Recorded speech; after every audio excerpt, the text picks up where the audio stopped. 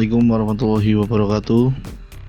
Saya akan memberikan tutorial bagaimana kita belajar AutoCAD dari perintah dasar hingga sampai nanti perintah-perintah lanjut.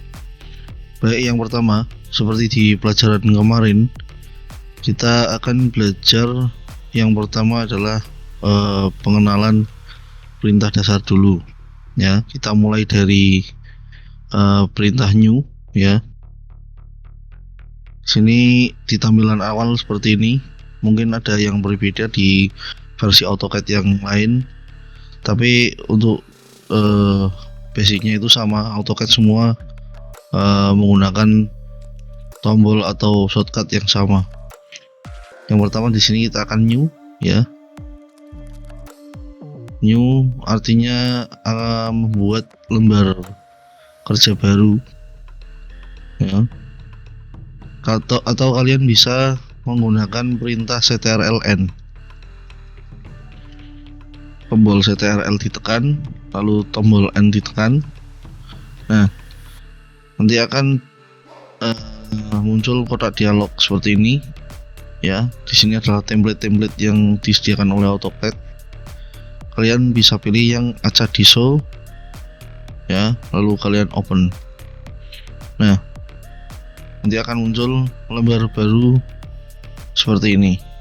Baik, untuk selanjutnya di drawing unit ya.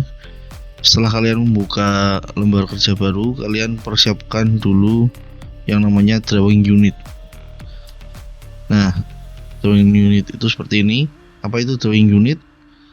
Drawing unit itu adalah sebagai fitur yang mengatur unit pengukuran ya, yang digunakan dalam menggambar, seperti inci, mili, meter, atau sentimeter, atau yang lain mungkin. Nah, di sini disediakan berbagai macam satuan ukurannya. Kita seperti di pelajaran kemarin disetujui untuk sentimeter ya. Untuk precision kita buat 2 angka di belakang koma, yaitu 0.00. Ini jika kalian memilih yang banyak, berarti nanti angka yang bisa kalian masukkan di belakang koma akan semakin banyak. Dan jika tidak ada angka di belakang koma, 0 seperti ini, hanya satu saja, berarti nanti angkanya akan otomatis dibulatkan, entah itu ke atas ataupun ke bawah ya. Kita pilih yang 0.00. Kalau sudah kalian perhatikan seperti ini, lalu kalian oke. Baik, untuk selanjutnya kalian bisa mengatur dulu yang namanya object snapping.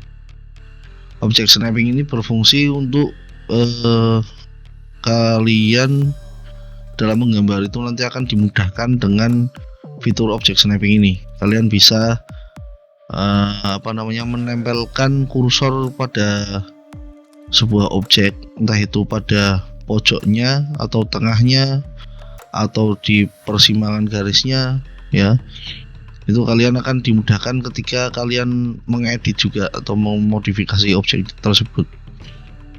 Kalian bisa contoh saya akan mencontohkan dulu.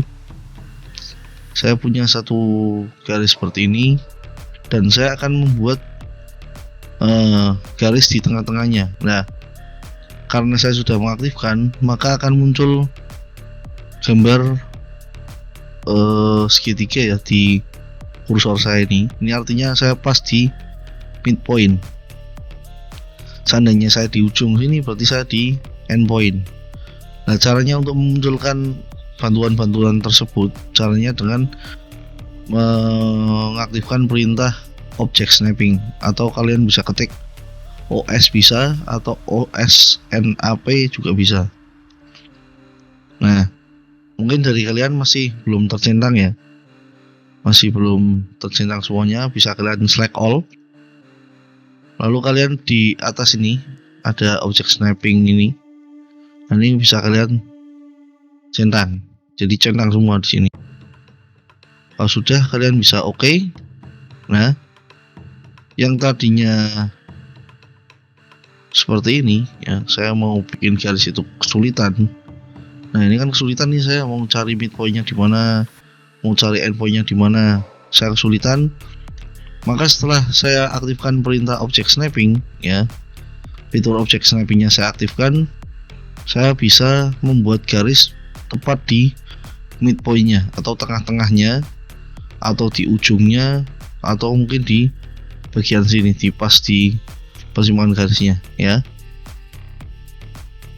Nah seperti ini.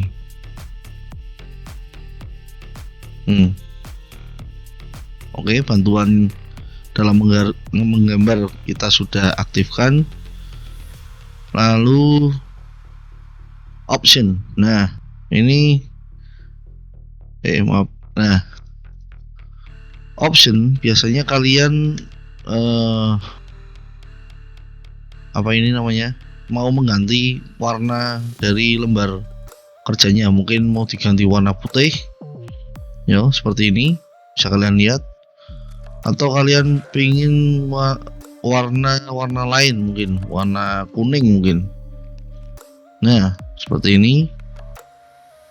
Tapi saya sarankan karena menggambar itu butuh waktu yang lama, maka kasihanilah mata kalian ya. Jadi bisa kalian ganti dengan warna yang gelap ya, seperti ini, warna hitam.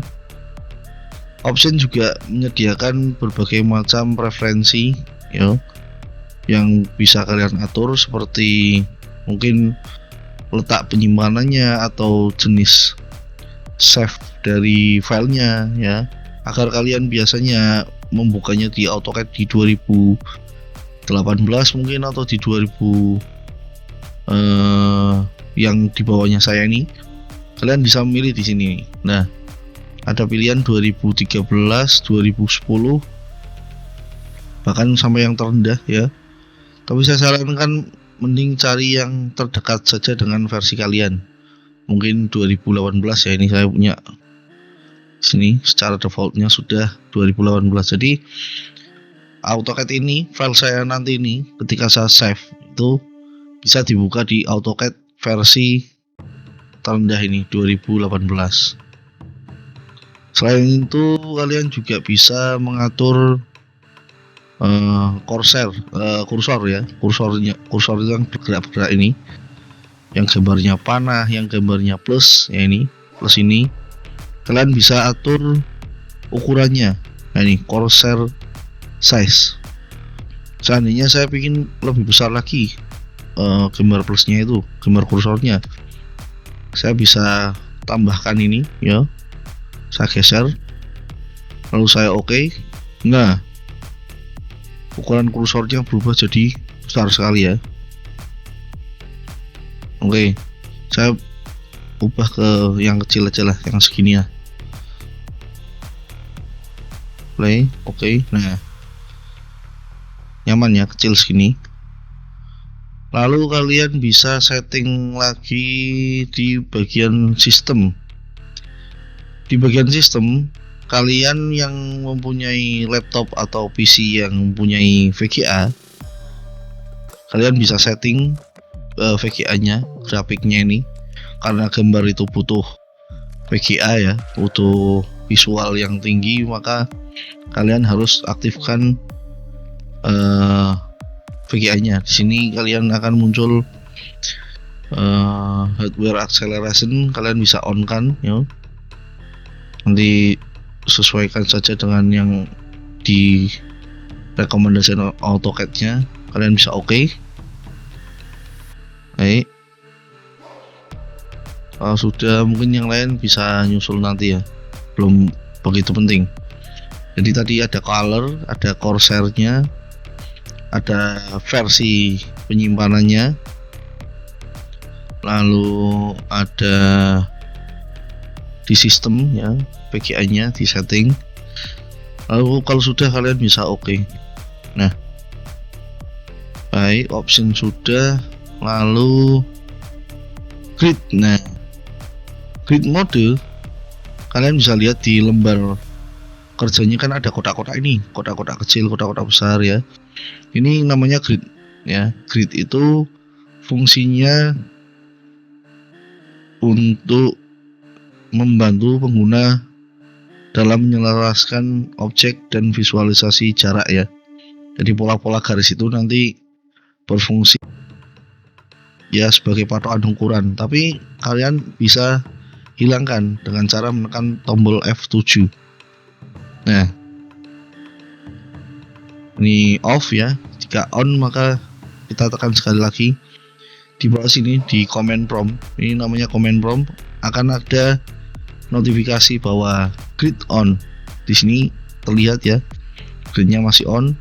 Ketika kita tekan F7, nah gridnya hilang. Di sini ada pemberitahuan grid off. Begitu ya. Lalu setelah grid ada yang namanya dynamic input. Nah ini yang mungkin akan membuat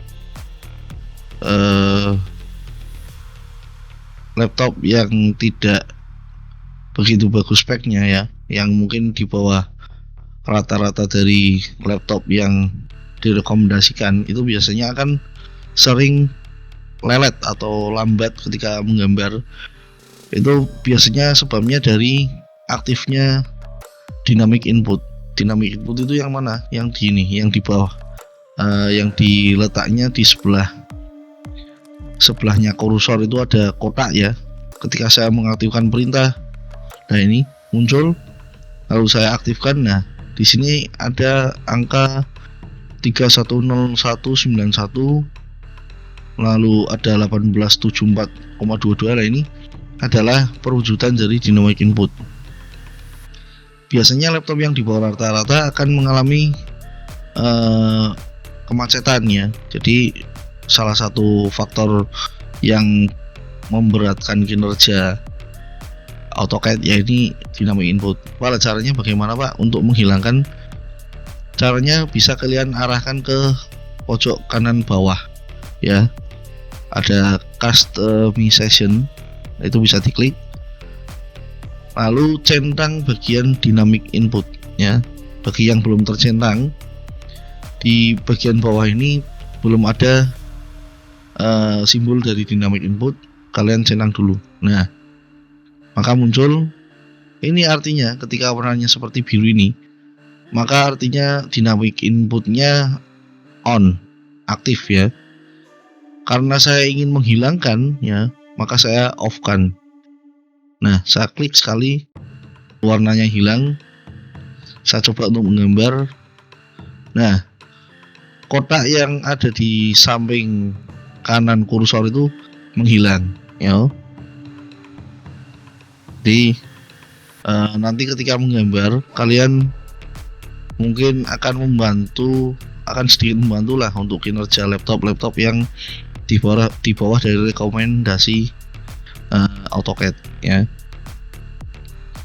Jika aktif ini seperti ini, aktifkan. Nah, sebelah kanan kursor itu ada kotak-kotak itu ya. Ini artinya aktif. Kalau seperti ini tandanya tidak aktif. Baik, sudah dynamic input. Lalu yang terakhir adalah auto mode.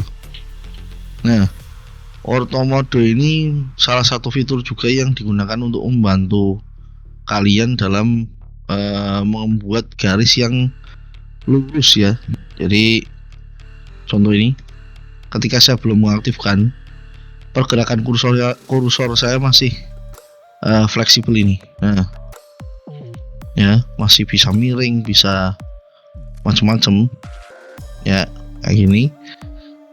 Ketika saya aktifkan perintah auto mode ya dengan menekan tombol F8, nah pergerakan kursornya akan menjadi kaku atau setiap 90 derajat baru bisa berubah. Nah ini, yang tadi kan seperti ini ya, pergerakannya kan fleksibel seperti ini. Setelah kita aktifkan perintah auto mode, maka geraknya akan menjadi kaku. Nah seperti ini.